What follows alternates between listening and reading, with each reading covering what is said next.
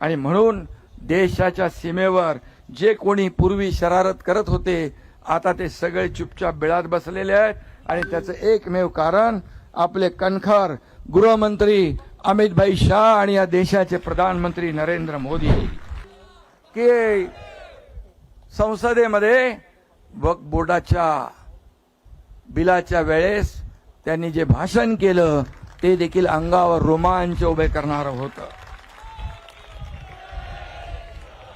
आणि म्हणून आज का नया भारत छत्रपति शिवराय का जय जयकार करने वाला है। दुश्मन के मुल्क में घुस के मारेंगे ऐसा कहने वाला है।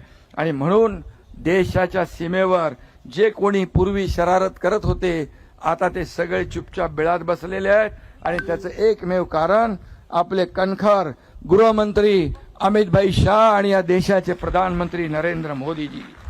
आणि म्हणून मी नेहमी सांगतो की देशामध्ये हिंसा फैलवणारे जे लोक आहेत, नक्षलवादी असतील, अतिरेकी असतील, त्यांचा बंदोबस्त करण्याचं काम आज आपण काल परवाच पाहिलं। 26/11चा हल्ला करणारा मास्टरमाइंड तो राणा याला देखील जेरबंद करून या महाराष्ट्रामध्ये दिल्लीत आणलं, मुंबईत आणलं जाईल आणि त्याला फासावर चढवलं जाईल।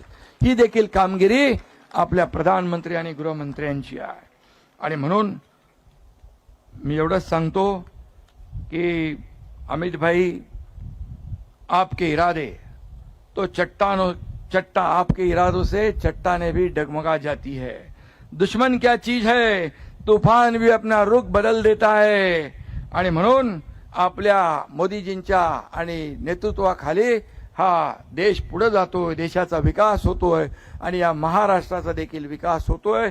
हा महाराष्ट्र छत्रपती शिवाजी महाराजांच्या आदर्शावर चालणारा हा महाराष्ट्र आहे। आणि म्हणून या महाराष्ट्रामध्ये देखील जे जे छत्रपती शिवाजी महाराजांनी रयतेसाठी जनतेसाठी केलं ते सरकार म्हणून आज आम्ही करतोय। मी मुख्यमंत्री होतो त्यावेळेस देखील 2.5 वर्ष शिवाजी महाराजांचा आदर्श डोळ्यासमोर ठेवून आपण काम केलं।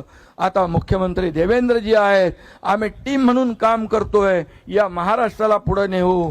आणि छत्रपती शिवाजी महाराजांचे गडकोट किल्ले आहेत, हा आपला इतिहास आहे, त्याचं जतन आणि संवर्धन झालं पाहिजे, ते देखील अतिक्रमण मुक्त झाले पाहिजे, ही देखील भूमिका सरकारची आहे।